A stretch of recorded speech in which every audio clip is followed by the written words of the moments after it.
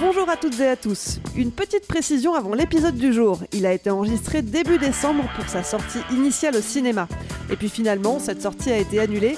Contrairement à ce qui est annoncé dans le podcast, Sacrée Sorcière fait finalement sa sortie directement en Blu-ray et en DVD ce 17 mars 2021. Une édition collector est également prévue pour le 21 avril sous forme de steelbook. Bonne écoute!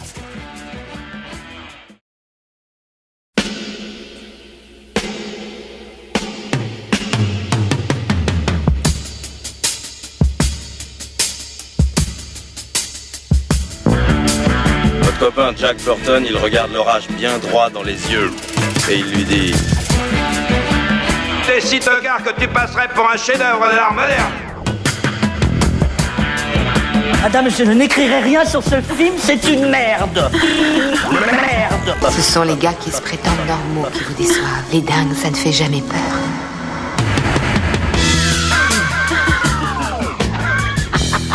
Elle nous connaît dans les coins, la frangine.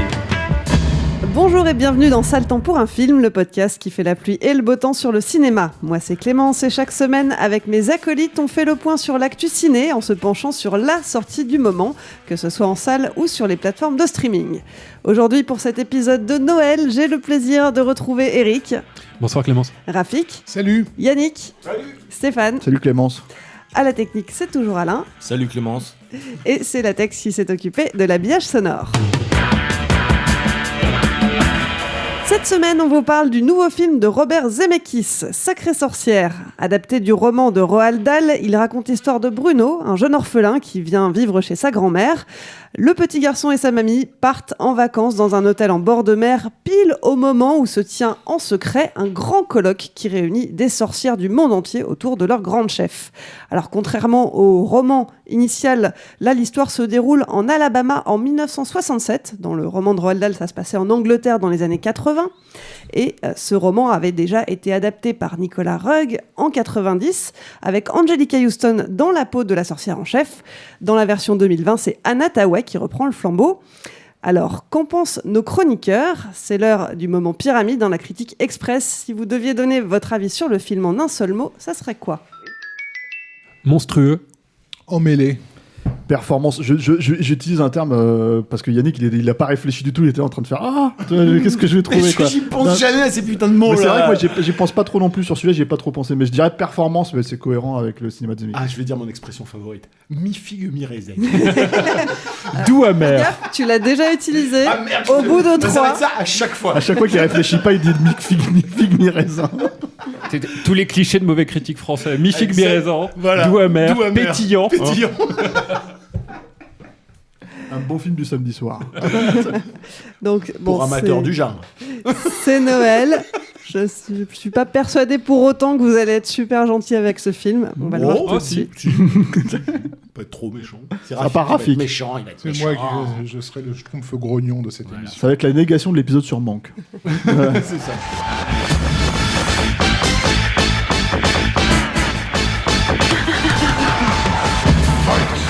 Bah, moi je trouve que c'est un genre qu'on voit pas assez et moi c'est comme ça que j'ai commencé. Laisse-la lancer l'émission.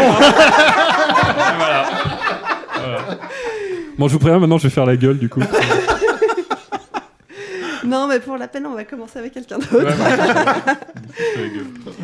Donc, le grand méchant, Rafik. Oui. Rafik, toi, tu n'as pas aimé ce film ? Non, j'ai pas aimé ce film. Je pense aimer Zemeckis. Je dis bien je pense parce qu'il m'est arrivé des fois d'être très très en froid avec lui quand il fait des films comme comment s'appelait le truc avec Michel Pfeiffer. Apparence, voilà.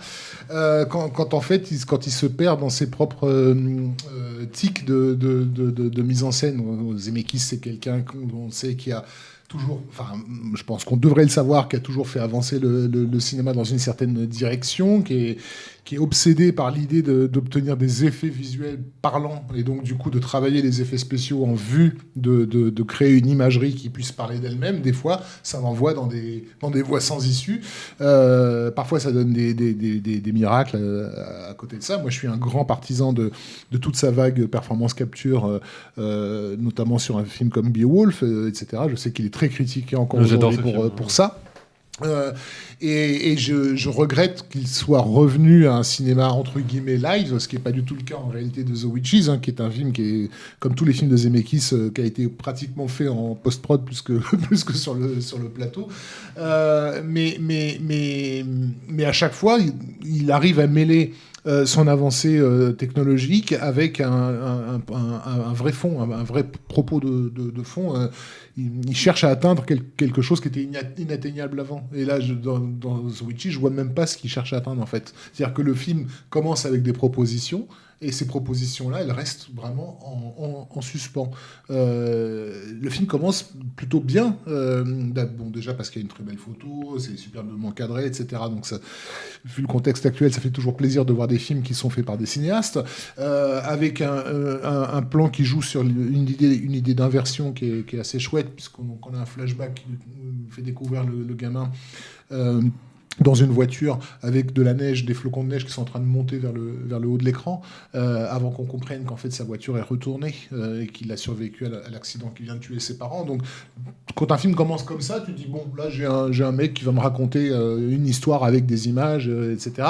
Mais là tu viens de me mettre aussi un thème qui m'intéresse. On va parler de sorcières, de nana qui déteste les enfants. Tu nous présentes un plan qui est une inversion.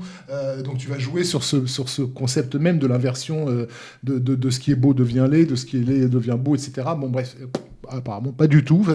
Et à chaque fois que dans le film... Ouais, bah, t'as fantasmé un film, toi. Non, mais ça, on suit ensuite sa récupération psychologique oui. Avec sa grand-mère qui essaie de le faire revivre. On passe 10 bonnes minutes, enfin, peut-être j'exagère, mais enfin, on passe un certain moment avec vraiment cette dame qui essaie de faire revenir cet enfant à la vie. Donc, c'est touchant. T'as envie de t'intéresser à comment dire... à ce qu'elle essaie de faire revivre chez lui. Et pareil, ça aussi, ça reste en suspens. Dans le reste du film, cette idée que cet enfant a été ressuscité, elle est même plus exploitée. Donc il y a beaucoup de choses qui sont lancées en l'air et qui retombent pas. Et à la place, on a une espèce de ride qui, moi, m'a un peu... Est-ce que ça serait pas parce que c'est un film, justement, qui a 2 auteurs, en l'occurrence, parce que c'était à la base un projet, en fait, de Guillermo del Toro, qui voulait faire en stop motion, en fait, c'est-à-dire en animation image par image, ce qui est plutôt, moi je trouve une bonne idée, en fait, d'adapter ce roman-là sous cet angle-là, avec, je pense, du coup, quand Zemeckis a récupéré le scénario, en fait, il a mis sa propre touche à lui. Pour le coup, lui, il est parti dans ses logiques de performance capture, d'où le terme performance. Et je trouve que pour le coup, ce qui est intéressant, moi, dans ce film-là, justement, c'est certes, il n'est plus dans la logique de performance capture pure et dure qu'il avait sur Beowulf, sur le Pôle Express, sur Scrooge. Mais par contre, en fait, en revenant même au cinéma live, en fait, il ne perd pas du tout ça de vue. C'est-à-dire que c'est quand même quelque chose qu'il a aussi traité dans le film précédent. J'ai oublié le titre français.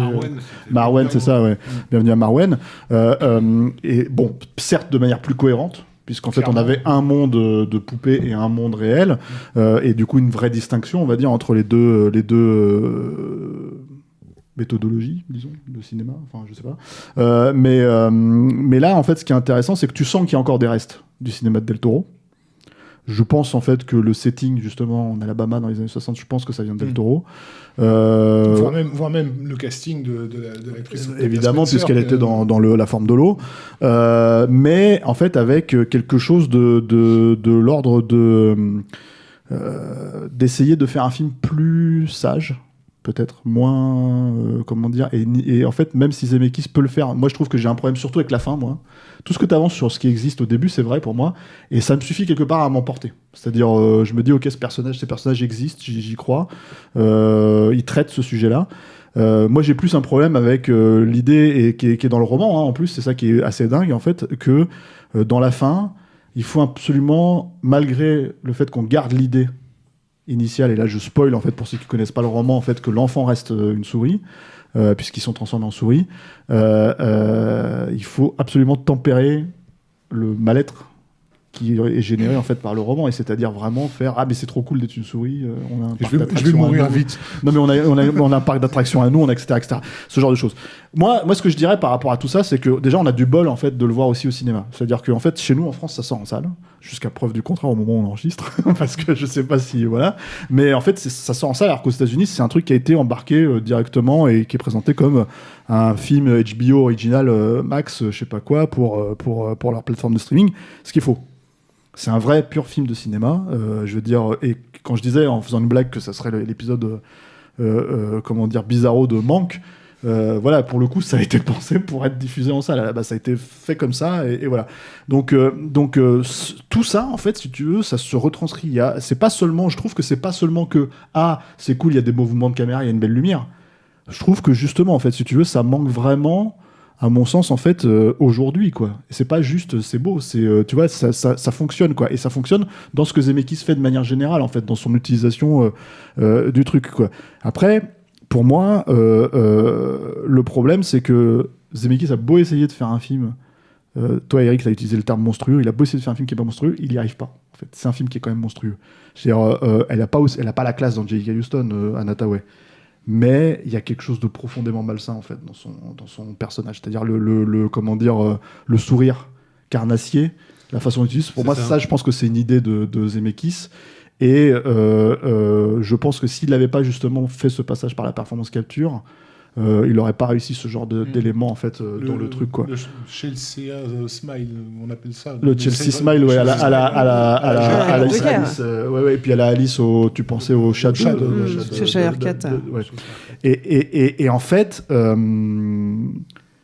c'est ce truc, en fait, où je pense que malgré tout, le film est plus fin qu'il en a l'air, en fait, à la fin. C'est ça qui me semble, comment dire... Dans quel sens il est Ce que j'entends par là, c'est qu'en fait, si tu veux, tu sens que malgré les demandes, en fait, du studio, parce que je pense qu'en fait, le scénar de Del Toro devait être beaucoup trop, comment dire... sombre, gothique, même malsain par moment, en fait, si tu veux. Un peu comme le premier film de Nicolas Cage. Ouais, mais différemment, en fait, si tu veux. Je pense que ce scénar qui est ancré, encore une fois, dans quelque chose de réel. Moi, je pouvais avoir peur de me dire... tu prends un bouquin de Roald Dahl qui est quand même... moi, je trouve un auteur brillant, hein, mais notoirement antisémite. Notoirement, si tu veux, voilà, et en fait, d'un seul coup, tu essayes de faire un truc qui peut de l'extérieur paraître pour un truc woke où on va dire, il faut des acteurs noirs en fait dans ces rôles-là, et en fait l'ancrer, le rendre vraiment crédible, réaliste dans un contexte historique qui existe, qu'on traite, si tu veux, qui voilà, parce que on parle de l'Alabama des années 60, mais on parle aussi du vaudou. Tu vois, c'est un truc qui est un petit peu utilisé dans le film, tu vois, c'est des trucs tout ça, et le rendre en fait crédible, réel.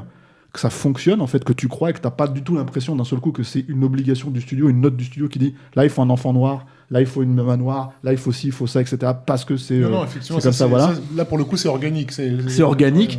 Tout ça pour moi ça me vend en fait justement l'idée que même, et je pense que Zemeckis lui-même en fait a fait une espèce de coup de Trafalgar là-dedans, il s'est gardé quand même quelques trucs en fait de...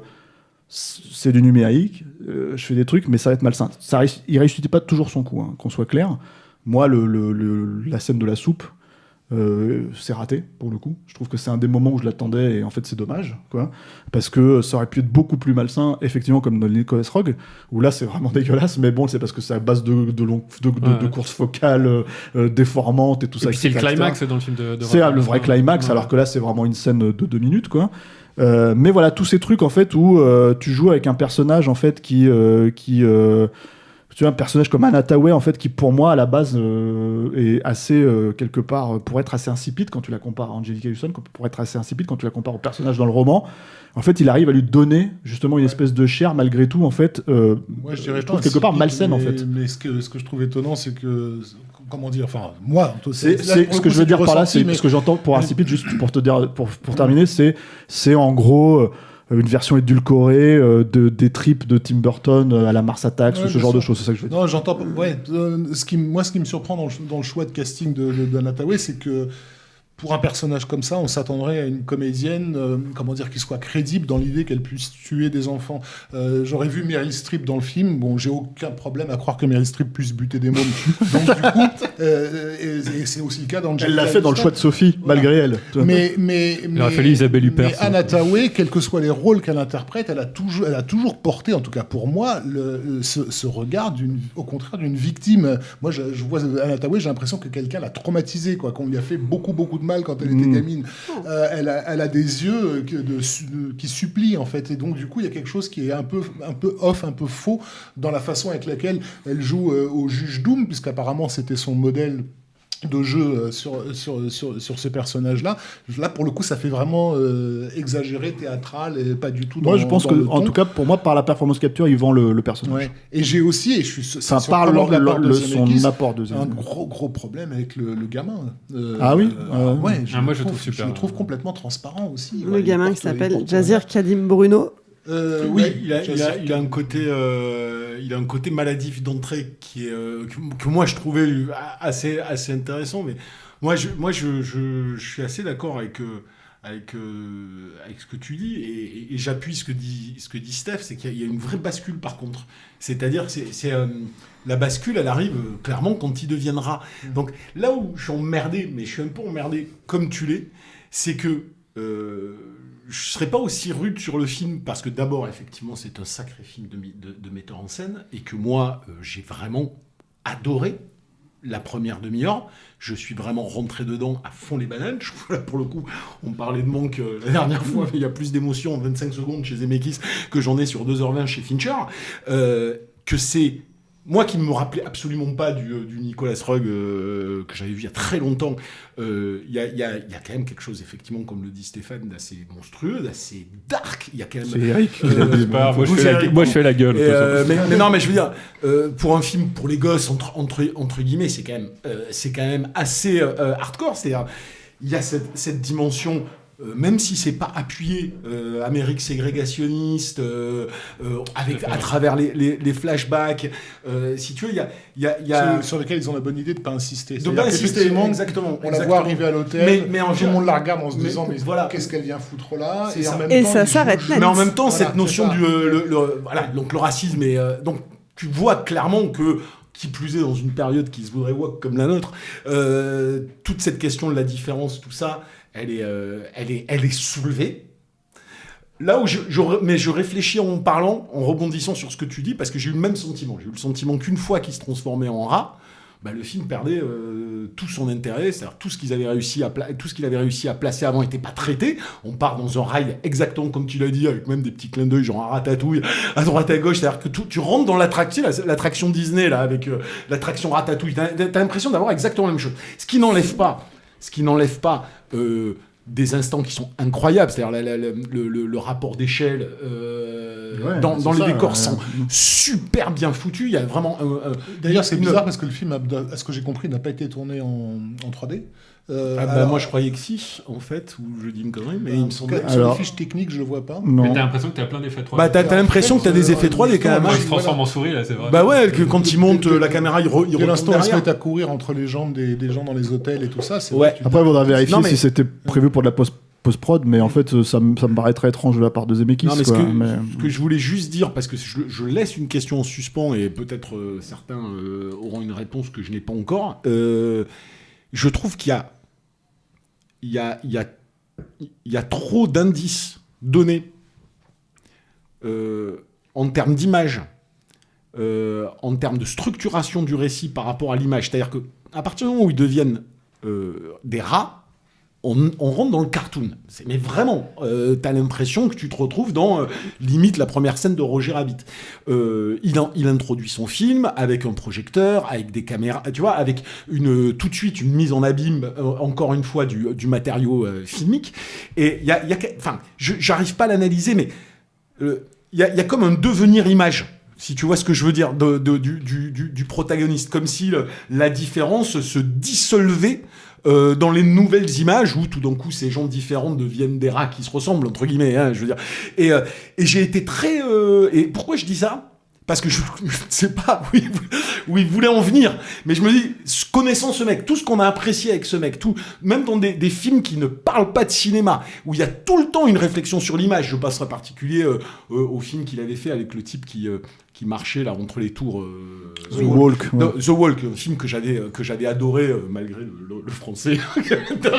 Film que j'avais adoré parce qu'il y avait une réflexion sur le cinéma à travers ce sujet-là qui était complètement hallucinante. Et quand je vois tout ce film-là où je m'ennuie clairement dans la deuxième partie malgré la virtuosité de la mise en scène, mais que je termine sur cette espèce, alors je spoil peut-être un peu, mais c'est pas dramatique, où le film se termine sur le devenir des personnages à travers des photogrammes dans différents lieux, et qu'étonnamment, le dernier photogramme, c'est le personnage face à un décor, et derrière, il y a une cascade d'eau qui coule. Toutes les images sont fixes. La dernière image, elle est fixe avec une cascade d'eau qui coule. C'est pour ça que j'ai réfléchi au truc et je me suis dit, bon, j'ai pas la réponse de ce que cherche à faire Zemeckis, mais je me dis, il est pas, même s'il est dans les contraintes d'un film particulier qu'il a peut-être pas décidé lui-même, tout ce que tu veux, il y a quand même un travail sur l'image. J'ai envie de te dire, je prends la posture de Rafik Djoumi sur Manque, de dire, il y a probablement du sens à l'intérieur de tout ça qu'on n'a pas encore totalement déterminé, mais il y a un effet, il y a un côté long terme magique. Tu vois ce que je veux dire là-dedans, et beaucoup de scènes sont pensées à travers ce prisme de je regarde à travers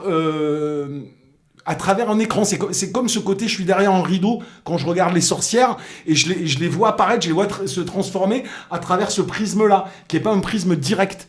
Tu vois, donc je me dis, il y a quand même plein d'éléments dans le film qui convoquent l'image, qui convoque qu'est-ce que ça signifie, qui convoque la bascule entre le réel et la fiction, entre le cinéma traditionnel et le cinéma du futur, qui est quand même quelque chose qu'on voit dans nombreux des films, et c'est ce qui nous plaît chez Zemeckis. Alors peut-être que l'histoire fondamentalement ne raconte pas grand-chose d'intéressant dans cette deuxième partie, mais peut-être qu'il faut aller la regarder véritablement dans la façon dont il compose le devenir de ces personnages, dans ce qui n'est plus réellement une réalité.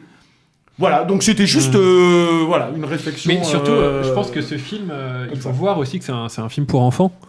Et c'est un film d'horreur pour enfants, il n'y en a pas beaucoup. Et ça, bon, déjà, je trouve l'intention assez louable.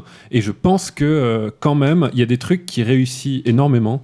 Je pense à une scène où la grand-mère du héros lui parle des sorcières et le héros regarde le plafond et voit les ombres des arbres prendre des formes de sorcières. Je pense à une scène où à un moment il y a un personnage qui n'était pas dans le Nicolas Roeg, je crois, toi qui l'as vu, qui est le personnage du chat de la sorcière en chef, et tu le vois descendre en fait un moment pour aller. Il y a une espèce de plan séquence où tu le vois sortir de la chambre et descendre pour aller espionner les enfants. Gothique, mais et aussi je trouve, alors là ça m'a vraiment surpris, mal foutu.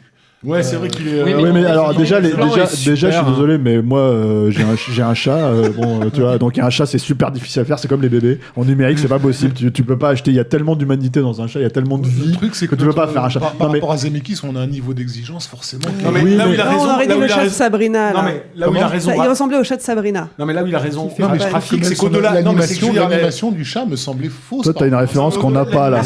Toi, t'as sorti une référence qu'on n'a pas. Que le chat va parler, c'est-à-dire que grosso modo, le chat va être un personnage alors qu'en réalité il n'est qu'un chat. Oui, mais c'est ça qui est bien, c'est qu'après en fait dans le vrai climax du film qu'il a, bon je vais pas spoiler non plus, mais qu'il a un peu décalé, tu peux y aller, on a spoilé. qu'il a décalé à une chambre d'hôtel où là la monstruosité en fait d'Anna Thaoué prend tout son sens et à la fin en fait le chat a un gros rôle à jouer en fait dans tout ce climax que je trouve très réussi moi. Et moi je pense que ça c'est le genre de film quand même. Bon, moi j'ai pas d'enfants, mais ça te donne envie d'avoir des enfants pour leur montrer ce truc là en disant mais regarde, tu vois derrière cette façade là, il peut y avoir des monstres et regarde comme c'est un peu intéressant ça. Et moi c'est ce que j'avais devant Gremlins, devant Taram et le chaudron magique, devant des films qui me montrent en fait la vraie apparence des choses. Mais pourquoi ça, il est c'est très poétique. Pourquoi il a réussi? Il a réussi parce qu'en fait justement en fait le mec il met au service, en fait il met la technologie aussi au service de sa mise en scène. C'est-à-dire qu'à ce moment-là, t'as deux points de vue. T'as le point de vue en fait si tu veux de la grand-mère. Qui ne voit pas arriver la sorcière, et t'as le point de vue en fait des enfants, j'allais dire, mais des souris en fait qui sont en dessous, qui sont dans deux logiques entre guillemets de mise en scène différentes, de technologies différentes, si tu veux. C'est-à-dire que t'as en fait, c'est pas de la performance capture à proprement parler. Je ne pense pas en fait que les enfants aient joué les souris en personne. Ah si, ils ont joué. Bon, mais bon, c'est cohérent, tu vois. En tout cas, facial. C'est cohérent, tu vois, en tout cas de la part de Zemeckis de faire ça. Mais en fait, d'avoir en fait, si tu veux, cette façon de jouer sur les deux points de vue pour faire fonctionner la scène, c'est ça qui marche en fait. Le problème moi que j'ai avec ce que je dis quand je dis que la fin est ratée par exemple, si tu veux, c'est que il y a cette problématique que encore une fois, quand tu te transformes en souris, en fait le gosse en 2 secondes il fait mais c'est trop cool, je pourrais pas aller à l'école, j'irai pas aller à l'école, j'irai pas machin, et là tu sens littéralement surtout peut-être que Zemeckis a tendance surtout que la première transformation du film pour le coup est relativement traumatisante. Pour moi c'est la scène la plus dure du film. C'est donc dans le flashback en Alabama que lui raconte sa grand-mère de quand elle était gamine avec la poule, sa voisine qui se transforme en poule. Ça c'est glauque ça. Effectivement le plan c'est encore plus glauque dans le roman où en fait la sorcière emprisonne quelqu'un dans une toile. Dans une toile, oui. Super idée. Vous avez pas parlé des pieds de la sorcière, hein, parce que ça c'est le truc que j'ai trouvé le plus glauque de tout le film. Moi j'en ai rêvé tellement je trouve ça dégueulasse. Mais ça c'est intéressant ce que tu dis, parce que alors pas les pieds mais les bras, en fait si tu veux, ses mains. En fait, là, tu sens autant, je pense, le sourire. On peut dire que le film a eu des problèmes avec oui, l'association des gens qui n'ont pas de doigts, là. Je sais pas quoi. Les handicapés, l'association des gens handicapés. Non, mais il y a un nom spécifique, oui, en fait. C'est l'électrodactylie. Oui, voilà, c'est ça. Ouais. Et les personnes qui en souffrent ont pas mal critiqué le film à la sortie, justement. Non, mais là, il arrive un moment donné, il faut arrêter d'en parler, en fait, de ça, parce que c'est pas possible. Quoi. En tout cas, le truc, si tu veux, c'est surtout ce qu'ils ont reproché, en fait, si j'ai bien compris, hein, si je dis pas de bêtises, tu me confirmes, Clémence, mais ils ont reproché au fait que ce soit pas quelqu'un qui ait cette condition qui ait joué le rôle. Ah bon ? Il y a de ça, non, il n'y avait pas de ça. Non, moi j'ai pas vu. Alors je suis pas allé creuser dans. C'est le classique de. Ce qui est presque. Voilà, il se projette, on n'est pas des witch, quoi. Le film a été critiqué et Anna Thaoué a présenté des excuses. Oui, bon, ça, tu sens le travail des attachés de presse derrière, quoi, qui disent bon, il faut que tu fasses un petit truc, quoi. Non, mais c'est marrant parce que d'une certaine façon, ça attaquait presque ce qui se voudrait être le propos du film. Parce qu'il y a quand même l'idée de s'accepter tel qu'on est, etc. Alors, c'est vrai que ce n'était pas dans le roman original. Elles ont des griffes de chat dans le roman original. Je pense que pour le coup, cet élément de design, c'est Del Toro. C'est-à-dire qu'en fait, on sait que Del Toro, il est producteur sur le film, et je pense qu'il est producteur parce qu'il a initié le projet. Je suis pas sûr qu'il ait vraiment une mainmise finalement artistique à la fin, puisque t'as quand même, on parle de deux talents, on va dire, si tu veux, qui ont l'habitude de faire leur film de leur côté, hein, et de pas trop. Aussi qui est producteur dessus, non ? Oui, du coup, parce que c'est leur boîte. Oui, c'est la boîte. Voilà, c'est ça. Mais donc, je pense que cette idée de design, moi, je l'attribuerais à Del Toro, à vérifier, hein, évidemment, mais pour une raison très simple, c'est que ça ressemble là aussi à la créature un peu de Splice, en fait, qu'il avait aussi designé à l'époque, dont il est producteur. Et du coup, en fait, ça ressemble à une idée qu'il pourrait avoir. On sait que Del Toro, il a des idées, il a vraiment un gros truc sur les designs des monstres et tout ça, etc. C'est quelque chose sur lequel il travaille énormément. Il y a l'aspect stop motion également, puisque toute la séquence qui est relativement bien foutue aussi, où elle essaie de les attraper avec ses bras qui se tendent et se tendent et se tendent. En fait, c'est un truc qui sent vraiment le stop motion. Mais tu vois, pour un film que t'aimes pas, il y a quand même beaucoup de bonnes scènes. Non, mais c'est sur le plan. Tu vas te faire engueuler. Non, mais il y a des idées de mise en scène qui te lancent des perches, sauf que tu t'attends que ça retombe en fait.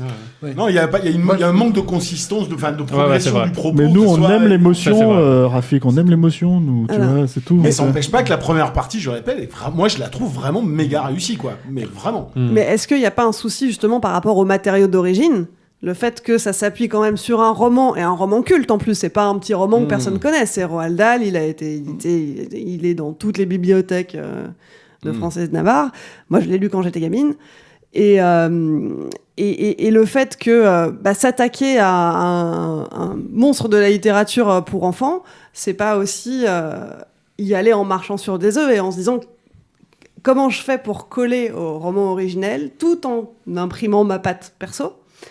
Est-ce qu'il n'y a pas quelque chose de cet ordre-là ? Collé au roman originel, apparemment, ils n'avaient pas d'énormes choix parce que Roald Dahl avait été pas mal traumatisé par des adaptations de ses bouquins et apparemment ils sont assez rigides sur le respect, mais en particulier concernant la fin qui n'avait pas été la même pour l'original.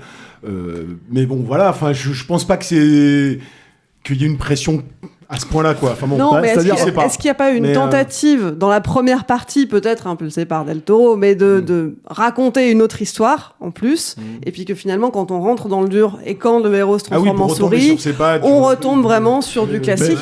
Moi, je sais que quand je l'ai vu, j'avais du mal à me faire un avis sur la première partie. À partir du moment où il y a eu cette transformation, je me suis dit, ah, c'est bon, en fait, c'est un film pour enfants.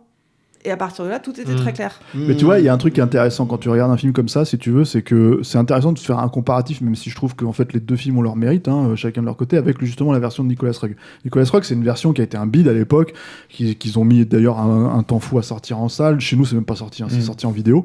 Et en fait, c'est un film qui, pareil, en fait, tu sens que les exécutifs ont dit, bon, la fin, il peut pas rester une souris. Comme ce qui est dans le roman.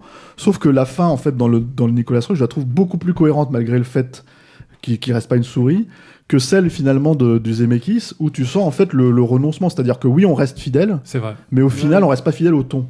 Et la problématique, en fait, du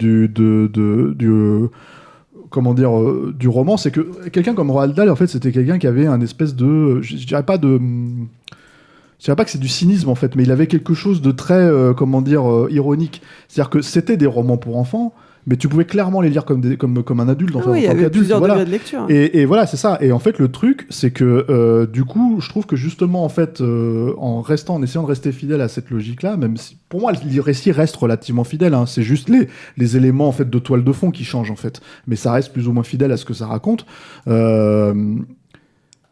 C'est vraiment en fait, si tu veux, l'idée de finale, la tonalité en fait où il perd complètement la logique en fait qu'il y a la Roald Dahl. Donc c'est étonnant. Bon, Roald Dahl est mort depuis 30 ans maintenant, mais c'est étonnant en fait, si tu veux, que son estate se pose ce genre de questions-là, tout en sachant en fait, si tu veux, que le studio va leur dire mais vous pouvez pas en fait nous faire vendre un film qui était censé sortir en salle, encore une fois aux États-Unis, sur le fait que c'est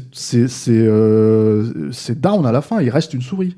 Tu vois, et donc en fait c'est trop cool, on a un parc d'attractions de souris chez nous dans les trucs de notre grand-mère, tu vois, et c'est là où c'est super, ça marche pas, on est vraiment dans un truc hyper téléphoné, et c'est dommage parce que ça teinte le film, je pense. D'autant que c'est appuyé quand même aussi par quand même bel enfilage de perles en termes de dialogue à la fin, qui sont insupportables. Et j'en reviens à l'idée que peut-être que le sens ne se retrouve pas dans ce que ça raconte et ce que ça dit, mais dans ce que ça montre peut-être aussi à certains moments. Mais voilà, ça mériterait d'être revu sous cet angle-là. Moi, je me suis posé une question à la fin, où ils montrent quand même qu'ils ont cette volonté d'aller combattre les sorcières avec tous les enfants de la planète, et qu'ils ont cette espèce de camping-car avec le nombre de sorcières qu'ils ont abattues. Je me suis dit, est-ce qu'ils sont pas en train de préparer le terrain pour une suite et qu'ils veulent pas en faire une franchise Oui, mais bon, je pense que ça sonnait un peu comme ça, certainement. Je pense que c'est un film. Je pense qu'il y a une raison pour laquelle ce film aussi, il a été un des premiers à être balancé sur HBO Max. Alors certes, Covid oblige, pandémie mondiale oblige, etc., etc. Mais en fait, je pense que c'était un bon test pour Warner, en fait, de balancer ça, en tout cas aux États-Unis, puisque chez nous ça sort en salle.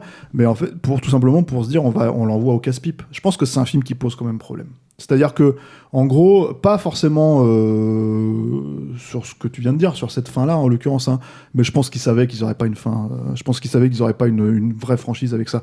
C'est dommage et stupide, je pense, de considérer qu'on puisse faire une franchise avec ce genre de film, avec ce genre de roman. Mais, en tout cas, moi, je vois pas vraiment l'intérêt à partir du moment où t'as pas le récit en fait initial et les thématiques de Roald Dahl, quoi. Je pense que t'as un meilleur temps en fait à adapter finalement tout Roald Dahl et c'est ça la franchise. Entre guillemets, mais les sorcières, c'est à la mode, hein. Ça c'est vrai, mais voilà. Mais après, je pense que c'est pas impossible ce que tu dis, mais c'est extrêmement maladroit dans ce cas dans le film. Je trouve c'est vraiment pas bien amené, pas bien foutu. Et de toute façon, ça fait partie de la problématique. Mais moi, j'ai pas envie de rester sur l'idée, si tu veux, que moi je trouve que la fin est ratée.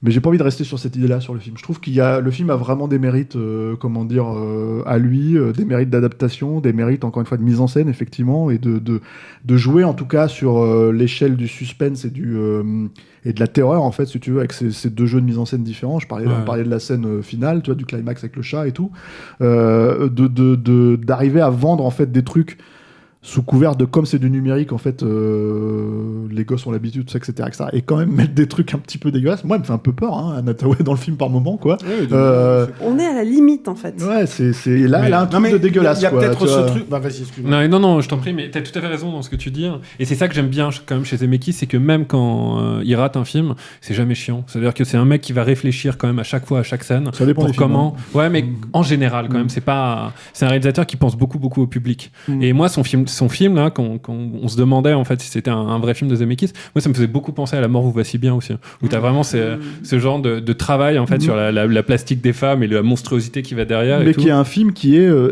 étrange aussi, c'est-à-dire qu'en fait c'est un film qui aurait pu être beaucoup plus méchant, et beaucoup plus vicieux en fait, si tu veux, vu le sujet, qu'il ne l'est vraiment au final, quoi.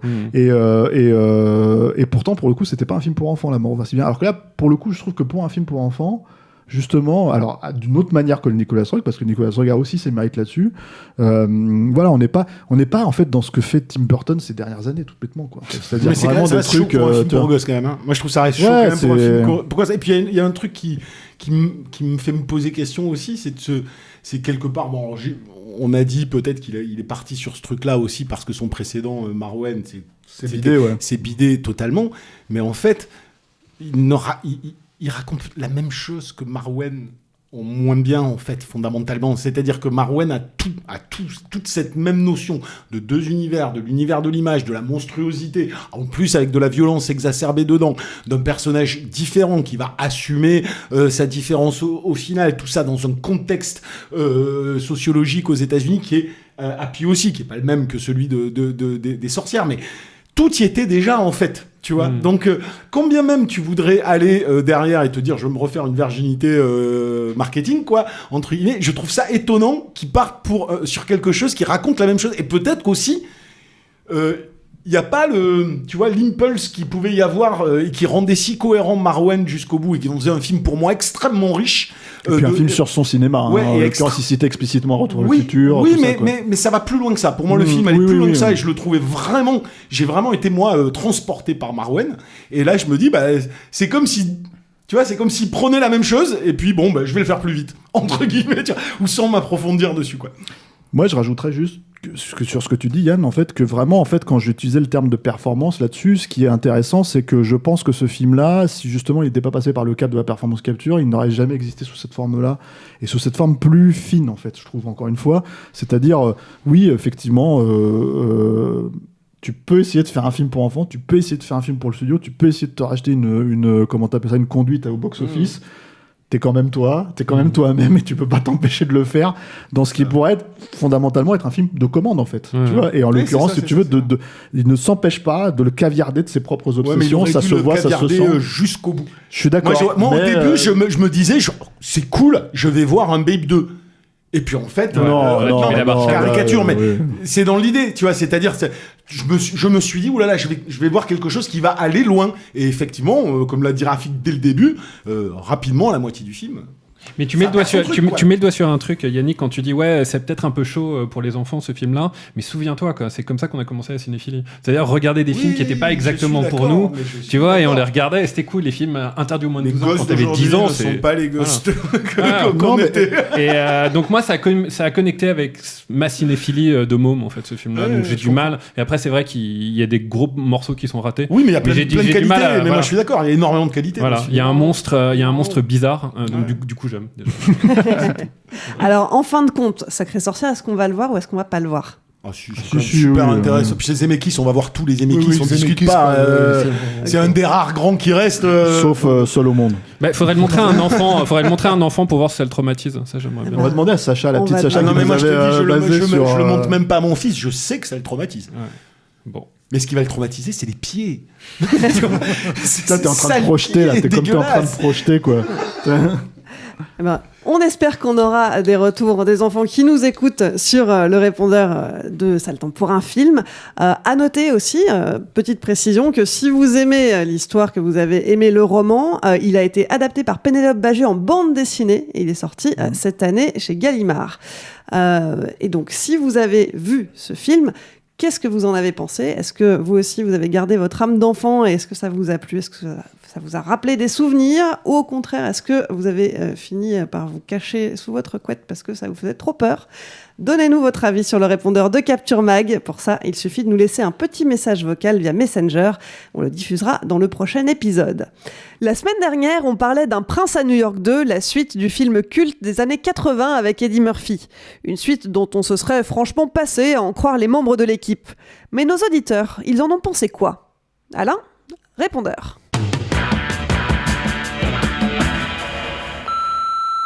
Bonjour Capture Mag, c'est Christophe Anguillet, j'ai 31 ans et je viens de finir le film Un prince à New York 2.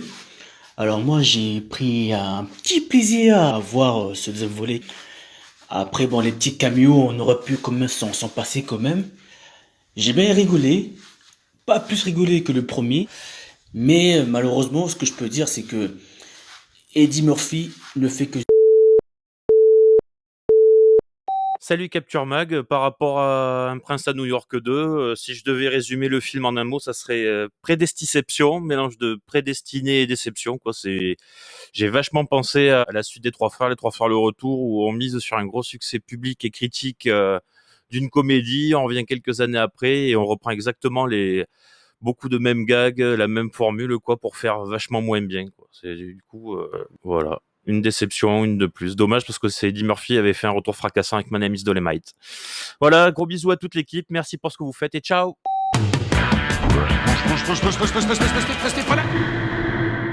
C'est le temps pour un film, c'est fini pour aujourd'hui. Merci à Stéphane, Yannick, Rafik et Eric. Merci Clémence.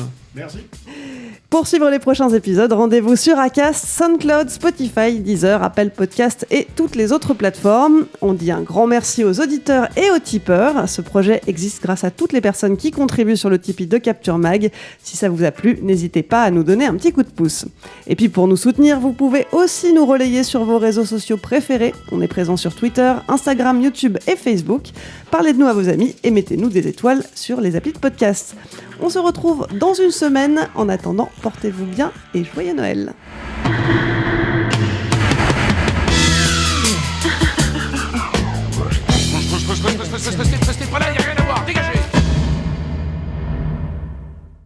Salut, c'est Clémence. Vous savez qu'on a un nouveau podcast ? Ça s'appelle We Love Série et ça sort tous les mardis. On y parle de séries récentes ou de séries cultes, une série à la fois, et comme on est très bavard, on y consacre chaque fois plusieurs épisodes. Pour la collection du moment, on s'intéresse à Game of Thrones. Notez bien, We Love Série, tous les mardis.